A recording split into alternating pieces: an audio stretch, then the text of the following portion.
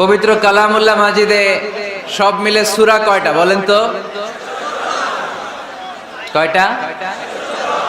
এর মধ্যে সবচেয়ে বড় সূরার নাম কি? কি নাম? বাকারা। এই সূরা বাকারার মধ্যে সবচেয়ে শ্রেষ্ঠ একটা আয়াত আছে, ওই আয়াতের নাম কি? আয়াতুল কুরসি। প্রত্যেক ফরজ সালাতের পরে আল্লাহ রাসূল সাল্লাল্লাহু আলাইহি ওয়াসাল্লাম আয়াতুল কুরসি পড়তেন। মান ক্বারা আয়াতাল কুরসি দুবুরা কুল্লি সালাতিন মাকতুবাতিন লাম ইয়ামনাহু মিন দুখুলিল জান্নাতি ইল্লাল মাউত।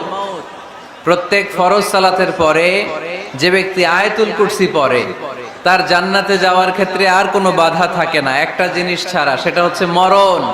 লোকটা মরে না তাই জান্নাতে যায় না, মরলেই জান্নাতি। এটা পড়েন আপনারা? পড়েন না কারা কারা দেখি? আপনারা পড়েন না, কাল থেকে পড়বেন ইনশাআল্লাহ। পড়েন। আমাদেরকে অনেক সময় জিন ভূত আসর করে না? আসর করে। কিশোরগঞ্জে বোধহয় জিন ভূত কম না? আছে? তো জিন ভূত যাদেরকে ডিস্টার্ব করে তারা বেশি বেশি আয়াতুল কুরসি পড়বেন। আল্লাহ রাসূল সাল্লাল্লাহু আলাইহি ওয়াসাল্লাম বলেছেন সূরাতুল ইখলাস, সূরাতুল ফালাক, সূরাতুন নাস, এই তিনটা পড়ে ফিস সাবাহি ওয়াল মাসা, সকাল সন্ধ্যা, ওয়া ইনদামা ইয়াযহাব ইলা ফিরাশি, আর যখন বিছানায় তিনি ঘুমাতে যেতেন এই তিন কুল পড়ে আল্লাহ রাসূল সাল্লাল্লাহু আলাইহি ওয়াসাল্লাম হাতে ফু দিতেন। আর ওই ফু দেয়া হাতটা মাথা থেকে মুছতে মুছতে পা পর্যন্ত মুছতেন। It's a protection from your lord. এটা আমাদের রবের পক্ষ থেকে একটা প্রোটেকশন। সুবহানাল্লাহ পড়েন। We should take this protection every day at morning and evening. শয়তানের ওয়াসওয়াসা থেকে, জিন ভূতের আসর থেকে বাঁচার জন্য এই প্রোটেকশন আমাদের নেওয়া দরকার।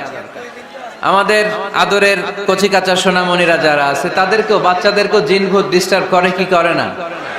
করে। আমরা তাদেরকেও এগুলো শিখাই দিব। এগুলোকে বলে আর রুকিয়া আল ইসলামিয়া, ইসলামী রুকিয়া। এই ঝাড়ফুঁক করা সুন্নাহ। আল্লাহ রাসূল সাল্লাল্লাহু আলাইহি ওয়াসাল্লাম নিজেও ঝাড়ফুঁক করতেন। একবার সেজদারত অবস্থায় আল্লাহ রাসূল সাল্লাল্লাহু আলাইহি ওয়াসাল্লামের হাতে একটা বিচ্ছু পোকা কামড় দিল, তিনি খুব ব্যথা পেলেন। আম্মা জান আয়েশাকে বললেন লবণের পানি গরম দাও। আল্লাহ রাসূল সাল্লাল্লাহু আলাইহি ওয়াসাল্লাম কোরআনের আয়াত পড়ে ফু দিলেন, লবণের পানি ঢালা শেষ, ফু দেওয়া শেষ, আঙ্গুলের ব্যথাও শেষ। তো এইভাবে নিমিষেই আমরা সুস্থ হয়ে যেতে পারি। কোরআনের দেয়া যত যত পদ্ধতি আল্লাহ তাআলা আমাদের জন্য প্রেসক্রাইব করেছেন, এটা আমাদের কল্যাণের জন্য দিয়েছেন। আমরা অনেকে অসুস্থ থাকি, আপনারা মধু খেতে পারেন বেশি করে, মধু খেলে আপনি সুস্থ থাকবেন। কালিজিরা খেতে পারেন, কালিজিরা হাব্বাতুস সাউদা শিফাউন মিন কুল্লি দা ইল্লা সাম, মৃত্যু ছাড়া সব রোগের ঔষধ। তো এই কালো জিরা আপনারা খাবেন, মধুর সাথে মিক্স করে খাবেন। সুস্থ রাখবে কে?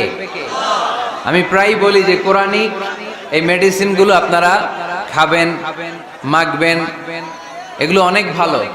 অলিভ অয়েলের কথা আমি প্রায় বলি।